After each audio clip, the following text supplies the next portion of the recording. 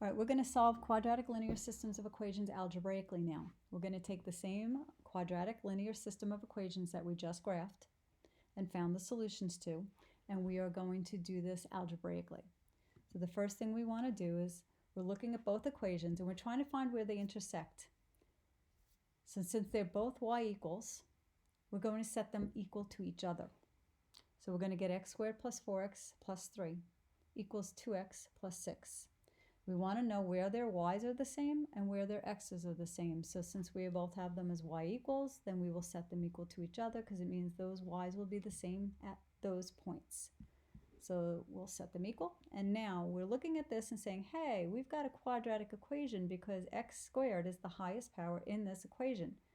It's not the same equation as the first one given. It's a combination of that and the linear equation. So we're kind of creating a new quadratic equation by doing this. But our rules still apply where all quadratic equations to be solved must equal 0. So we're going to take this 2x and we're going to subtract it to this side. And we're also going to take the 6 and subtract it to the other side. So when we take the 2x and subtract it, we're going to get 4x minus 2x. So we're going to get x squared plus 2x plus 3 equals 6. Now we're going to subtract 6 from both sides. And when we do that, we're going to get x squared plus 2x. 3 minus 6 is negative 3.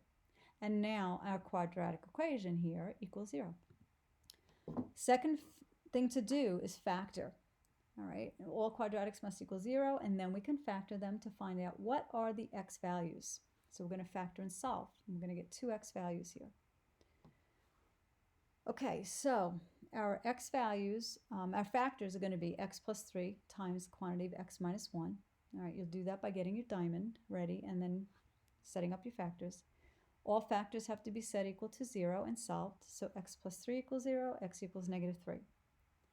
X minus 1 equals 0, x equals 1. So those are the x values for the intersection of our quadratic equation, our parabola, and our linear equation, our line. All right. Now, we have the x values, we need the y values.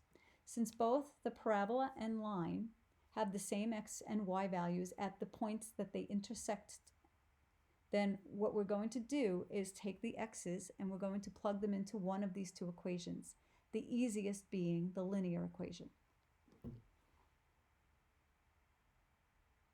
So we're going to substitute each x value into either equation and solve for y to get the partner for that x, and that will give us the solution or the intersection points of the parabola and the line. I like to use the linear equation because the linear equation is just easier. So when x equals negative 3, I plug into y equals 2x plus 6.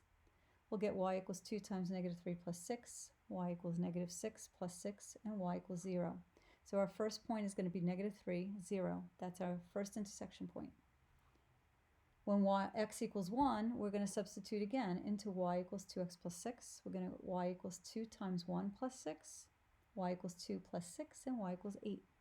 So our solutions are the intersection points of the parabola and the line that we just graphed, and we saw physically that they were negative 3, 0, and 1, 8, and now algebraically we got the same solutions. All right, and this is our graph, and as we can see again, our intersection points were negative 3, 0, and 1, 8. And that is how you solve your quadratic linear systems of equation using algebra. It is a very good check for your graph. So if they don't match, if those solutions for the algebraic method are not the same as your solutions for your graphing method, one of the two of them is incorrect. So go back and check your work and see if you've graphed correctly or if you have the correct signs and you've done your algebra correctly. They should exactly match and have the same solutions.